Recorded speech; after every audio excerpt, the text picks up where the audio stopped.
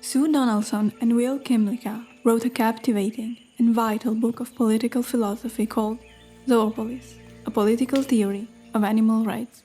In the book's introduction, the authors argue that after 180 years of organized animal advocacy, no demonstrable progress has been made to dismantle the system of animal exploitation.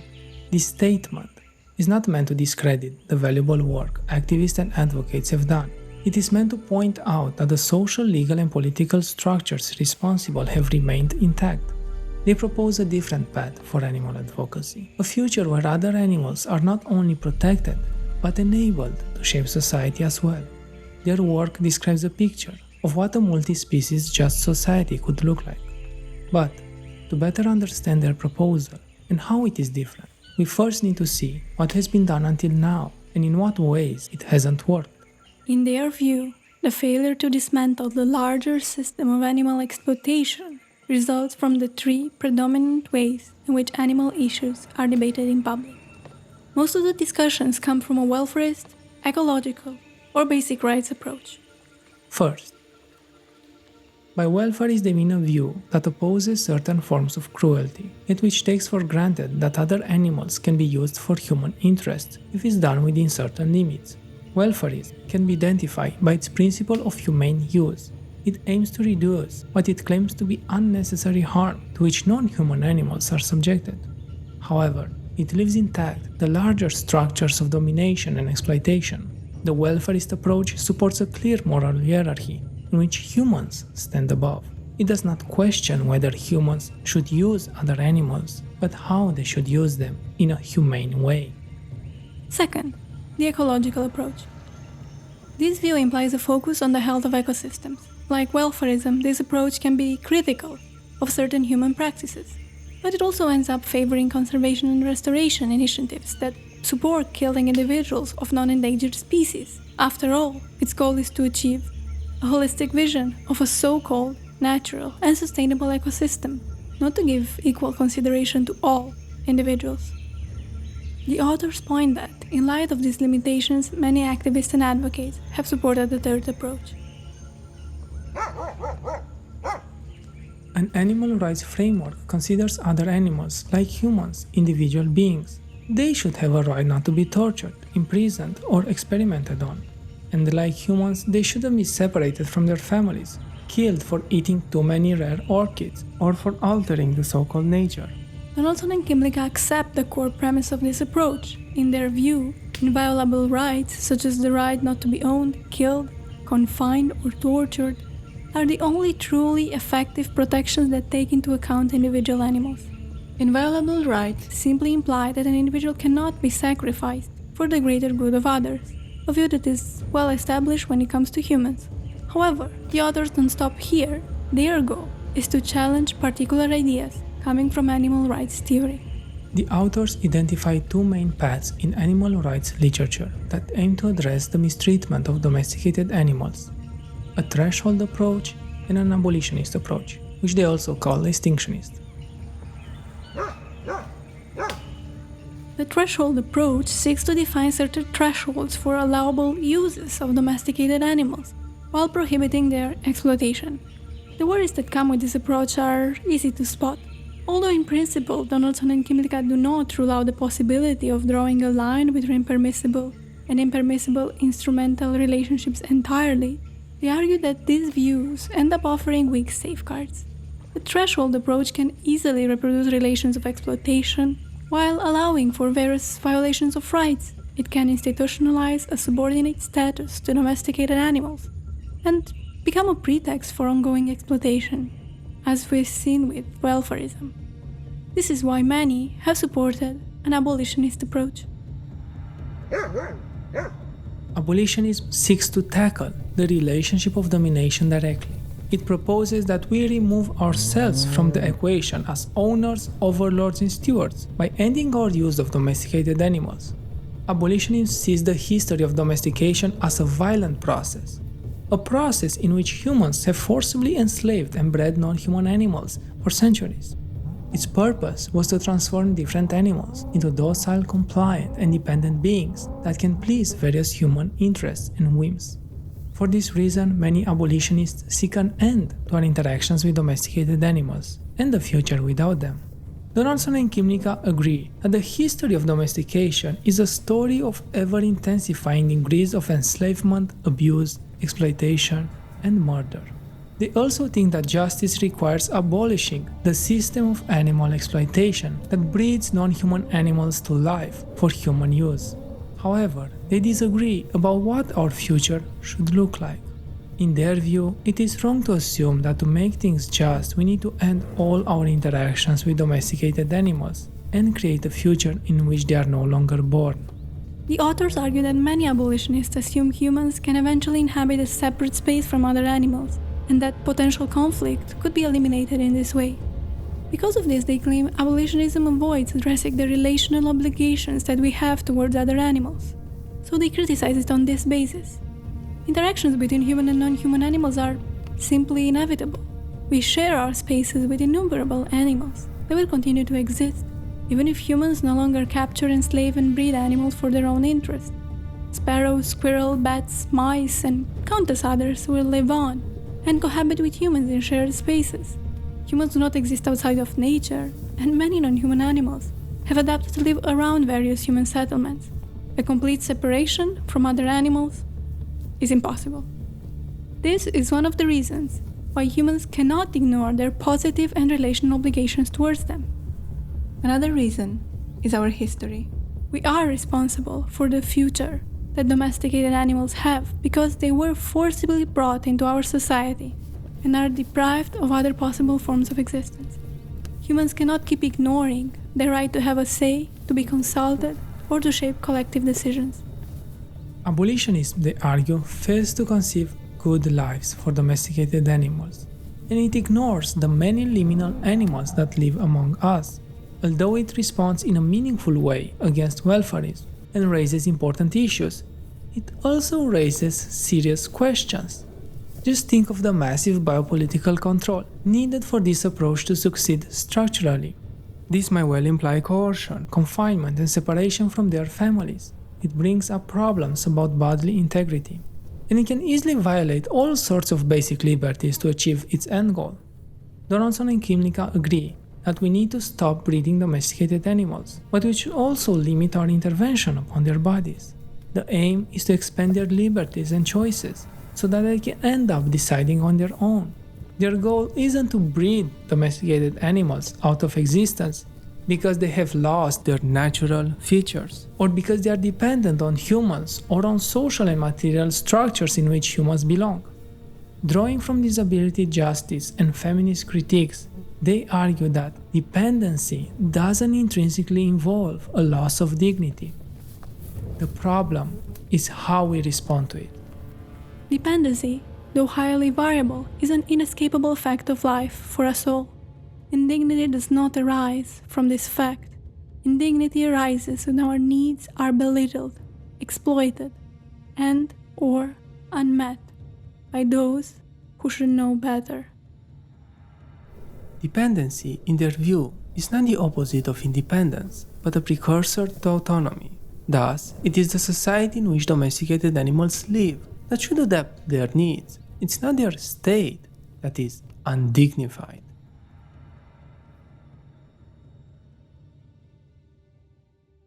For Donaldson and Kymlicka, the two approaches we have just described aren't sufficiently serious about our ongoing obligation towards domesticated animals. In their view, these views don't consider domesticated animals as agents, but as voiceless beings for which humans need to decide what's good and bad. The authors oppose this. They oppose seeing other animals as moral patients in which humans decide on their behalf and for their future. Instead, they claim that non-human animals need to be recognized as political actors. Domesticated animals live among us, they labor, and their bodies help build the societies we live in. They have as much a right to be here as anyone else. Donaldson and Kymlicka oppose the capacity contract. According to this view, political membership should be restricted to neurotypical individuals with sophisticated cognitive and linguistic capacities that actively engage in a process of rational deliberation. The authors argue instead to start from a social membership model. Such a model is committed to enable all members of society to participate in a process of self-governing. Their interests need to be reflected in the social, legal, and political structures that affect them. Domesticated animals are entitled to proper care and infrastructure. Thus, the authors argue for citizenship. Citizenship can offer three crucial elements for domesticated animals: residency, inclusion, and agency. Residency means that this is their home. They belong here, among us. Inclusion is about their interests as sovereign individuals able to determine the public good. And lastly, agency is about having the ability to shape the very rules of interaction. Citizenship can work for domesticated animals because the model was never solely about the ability to vote on a piece of paper or argue rationally about elections. Donaldson and Kymlicka show us that this is a much richer notion, closely tied with social membership. Zoopolis tells us that our public responsibilities towards domesticated animals are much bigger than just leaving them alone or working towards a future without them. One question we need to start asking seriously is how they want public power to be exercised so as to reshape society to better suit their interests. After all, it has been well documented that non-human animals have complex social hierarchies. They make up group decisions about when and where to move. They even vote with their feet or by standing up. However, politics isn't about voting. We all know that such a view is quite narrow. There's no reason to think that other animals wouldn't co-shape our interaction, given the opportunity, without being silenced as a political group. Many acts are political. Humans too engage in various political acts beyond voting, destroying private property, working in another country because of poor living conditions, or forming communities of resistance. All of these acts are political. Traditional animal rights theory has criticized again and again the treatment of other animals in our societies, from factory farms to zoos and labs. And to date, there is a rich literature about how non-human animals shouldn't be treated. However, Donaldson and Kymlicka tell us that animal rights theory has said little about how we should relate with other animals. What kind of relations do other animals want to have with us? Though so simple to raise and so important to ask, this question hasn't been addressed much. To have an answer, we need to change the environment in which other animals live. Changing their social and material conditions can open up possibilities for them to choose what kind of lives to have. To know what relations non-human animals want to have with us, we need to create intentional interspecies communities where domesticated animals can choose when, how, and on what terms they want to engage with us.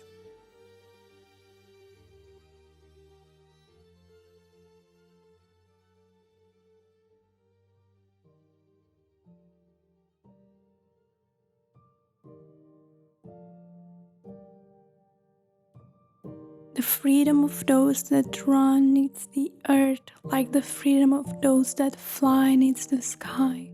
What do pigeons want? What do squirrels, chickens, or bears desire?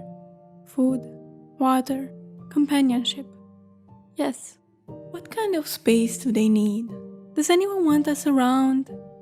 Maybe, to know, to really know, we should explore so that they're allowed to answer. In Zoopolis, the animals are thought of in three categories, trying to stay true to their differential needs based on their relations and interests. The categories wild, liminal, and domestic are not static. Animals of any species may wander from one to the other, given their particular life circumstances. In general, however, the three categories consider what possible interests might animals have and what relationships with human communities might benefit them. Wild animals that are free-roaming, such as foxes, lions, and beavers, might want nothing to do with humans and prefer distance from us. Thus, they should be afforded sovereignty over their territories, which are not to be taken over for human interests. Domesticated animals, given their history of exploitation and most often dependence on humans and their social communities, should benefit from protection and care if they wish so. They should be able to choose what sort of life to live, to be co-citizens of a multi-species society that they help build, or to be free from human involvement, choosing another territory. One of the advantages of this model is that it clearly names another category that was previously invisibilized and overlooked, which did not fit into the wild domesticated dualism. Liminal animals such as crows, pigeons, squirrels, coyotes depend on human settlements but usually not on specific relations with humans. Their place in Zoopolis is one of residents, not of citizens. Why so? Because citizenship requires some duties of socialization in which liminal animals might not be interested at all. Let's think through this. Think of a cow, not just any cow, but one with a name, not just a human name, but a name from their mother too. All animals learn life skills from their mothers, if they are allowed to. And if they are allowed, they learn from many more individuals. In farmed animal sanctuaries, for example, elder cows teach the young ones the rules and the manners of their pasture. There's no need for humans to do it. Socialization is a process through which all animals go through, and sometimes this socialization is between different species, which is to say interspecific or interspecies. In the case of domesticated animals who are viewed as co-citizens, they have a right to residency. They are part of the public, thus they should be supported in manifesting their preferences and exercising their political agency to shape society. What might this look like? For example, cows might signal their desire to live in a different pasture, might be able to choose to intermingle with humans, or slowly retreat from human society. Attention to their needs can teach us what they want, just like attention to dogs' needs teaches us that some dogs like running a lot, and others like staying indoors. In the models that Donaldson and Kymlicka are proposing, domesticated animals have a right to shape their interactions with humans by choosing for themselves what kind of relations they want to have with us, and humans have a duty to acknowledge this politically, without denying their freedoms. So did you know crows remember humans who wrong them? Not that the capacity to remember should grant rights, but it's good to know. For liminal animals such as crows, typically considered wild, but who live and thrive in human settlements, Zoopolis proposes a form of protection called denizenship, for its minimal intervention in comparison to citizenship. Crows, ferrets, sparrows, and other liminal animals have a right of residency. Still, based on their interest in cooperating with human society, they are required less, as they probably don't want to engage as much as domesticated animals. The flexibility of these categories based on situation and interest, their strong protections in terms of right to life, and their proposal for positive rights are just some of the things that make them so useful to think with. For example, this crow, considered liminal, if injured and rescued, might wish to become closer to the humans who cared for her. Or she might not. Either way, her wish could be respected, and her voice would count. Now think of a bear. A bear foraging in the forests of Eastern Europe, diminishing forests, some that are being restored, some not. For wild animals, the authors propose a framework of sovereignty in the sense of a claim over territory, a right to live their own lives away from foreign rule. Sovereignty, as a political tool, would protect wild animals from particular injustices, such as human encroachment over their lands. In the case of the bear, their forests have been cut and sold, their food sources diminished.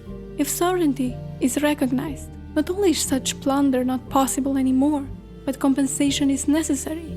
Yet what about the fawn, whose life might be ended by the bear? According to the authors, this unfortunate death is not a result of social injustice, but rather a feature of ecosystems. Animals have various skills that allow them to survive. And to act as if they didn't, intervening in all of their relationships to control them, cannot be just.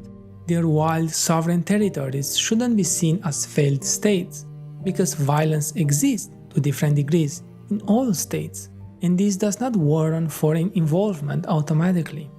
Moreover, sovereignty for wild animals should account for mobility, ecological viability, the multiple dimensions of territory, and the many possibilities we might have for cohabitation.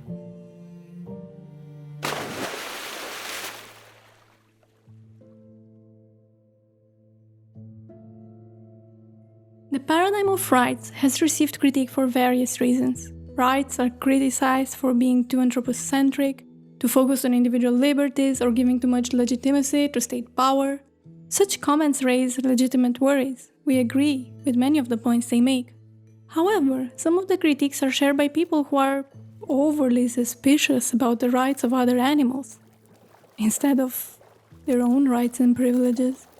Some of these critiques lack substantial alternatives and give no practical ways to protect non-human animals. They live a system that constantly profits from their death, labor, and bodies to be addressed in a better future. Because of this, we think it is imperative to draw a difference between rights that guarantee the liberties of powerful actors at the expense of those who are marginalized, and the rights that limit the liberties of the powerful to guarantee participation for the marginalized. Without specifying what we mean by rights, we risk losing the opportunity of being tactical and critical. Are we talking about negative rights or rights that apply to members of a certain community? And who benefits from the kind of liberties that are privileged or restrained? For example, animal rights can directly tackle property rights and can be used to disrupt and disarm human supremacy to some degree. Some rights can ensure that the animals who are now suffering the most in our society can have other lives. Inviolable rights can directly challenge the animal industrial complex and guarantee that other animals are no longer bred to be disabled and then dismembered for capitalist and human interests. On the other hand, positive rights aim for a future in which other animals have space, mobility, and the opportunity to act and decide the kind of lives they want to have. Of course, we need to question how rights are assigned in the first place, how sovereignty appears and is determined. After all, it is certain rights that we are opposing. Yet disqualifying the rights aimed to protect marginalized individuals without guaranteeing better protections in exchange is dangerous, not to say irresponsible within the current system. Regardless of how society is organized now, we need to look for ways to ensure that risks and benefits are shared equally between all its members. Rights can potentially ensure that other animals' lives, views, and needs matter, and that they matter now, not in an ideal future.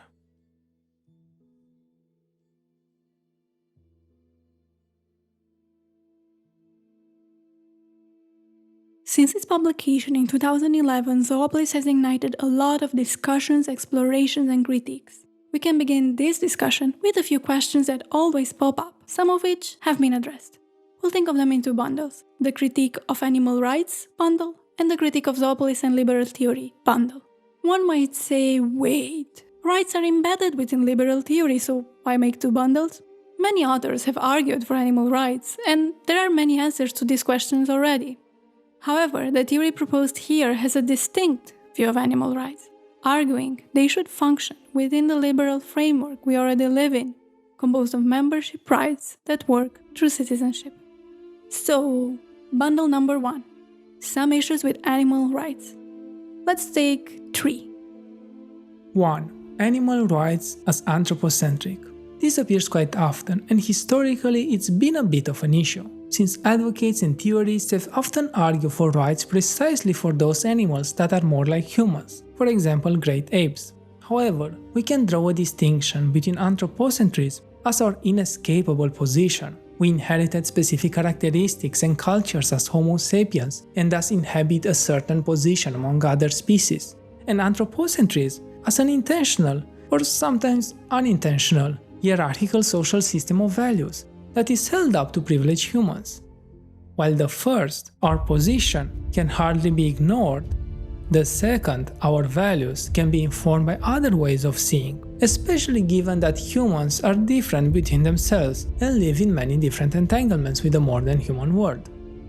In Zoopolis, there is the added issue that specific rights, membership rights as citizens, can be seen as enforcing certain rules on animals. This is something to be explored indeed. However, given how many restrictions and acts of violence our current system imposes on animals, it will be a step forward for sure. A particular view of Zoopolis might argue that the freedom it can bring can inform us better regarding what animals want, and thus correct our anthropocentrism. 2. Animal rights as Western cultural imperialism. To tackle this, we need to take a step back and remember how the massive scale of animal exploitation came about. It was through colonial invasion, stealing of indigenous lands, intensification of agriculture, and capitalist growth. So, Seeing other animals as property for consumption or profit is a form of globalization and imperialism that erases the complex histories of other relations with them.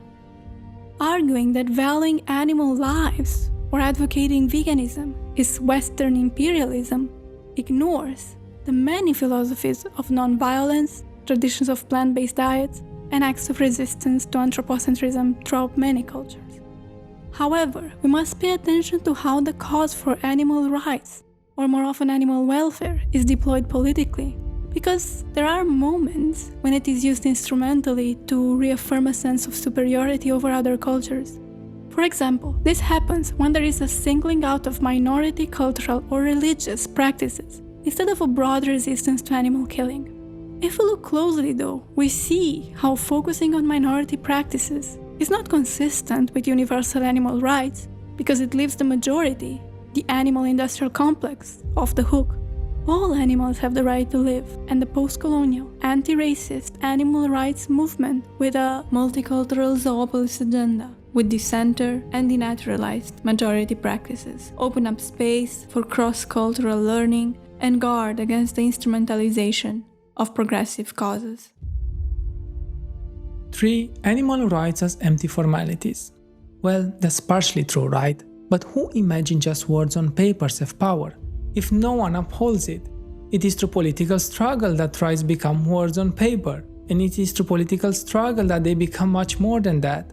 If we look back in history, political struggles did make life easier, or at least less dangerous, for many people that have been oppressed. That's not because rights magically manifested, but because there was resistance, and that helped make some progress. And while it is often the oppressed themselves that organize for their own liberation, it must not necessarily be so. Think of the movement to ban children's labor. Our movements are already interconnected. The struggle of other animals is part of them. Let's not forget that they too resist their oppression. They run from farms or attack the humans who hurt them.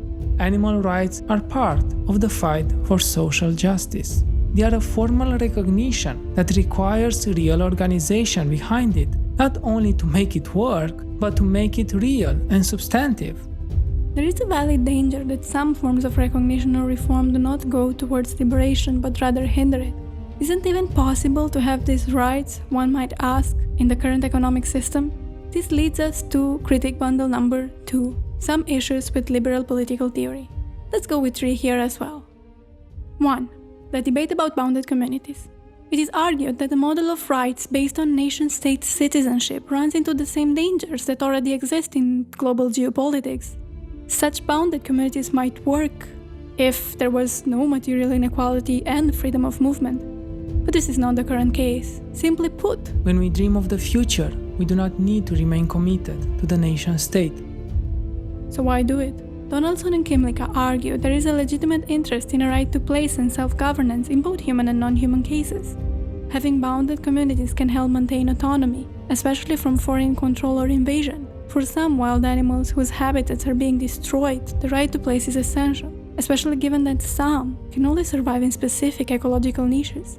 While there are still ideas left to explore here, as it's such a complex issue, let's go to the next one that is quite deeply related. 2. The complexities of sovereignty. Sovereignty is a disputed term. Some make use of it, arguing it is needed to claim a right to self-governance. Others refute it, claiming it is a particular, violent form of governance over others. For example, Dinesh Vadivel critiques Zoopolis for not fully questioning who holds power to decide and relegate citizenship to other animals. It is humans, indeed. Donaldson and Kymlicka respond that they very well know this, and it is because humans hold so much power that it cannot be ignored. They argue that there is no world without power, and this is precisely the political question. How relations of power can be held accountable to norms of justice. Recognizing other animals as part of the political realm is part of this, but so is paying attention to what forms of power this recognition legitimates. How can settler colonial states, for example, be held accountable for their histories if certain forms of settler sovereignty continue? While there are many sources of conflict between indigenous and animal causes, there are also plenty of reasons for alliances. Some scholars argue that indigenous cosmologies and legal orders do recognize other animals, both their personhood and their political agency, and that decolonization asks for the liberation of both. 3. The problems with the liberal state. We circle back. Why imagine the future just like the present? Why keep the structure of the nation state? Why think with this political system to recognize animals and not wonder about others, such as Habermasian post-nationalism, Marxist internationalism, anarchist confederalism, world government theories, and anti-racist no-border activism? Well, first things first. Even if this might be better alternatives, it doesn't diminish the duty of justice to include animals within the current framework.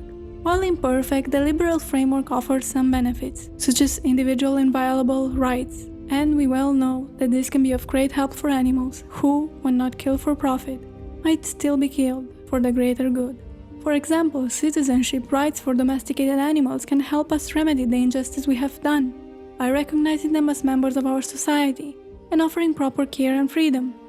Other, future political orders might hold better lives for us all, but no one should have to wait for a revolution before they have rights.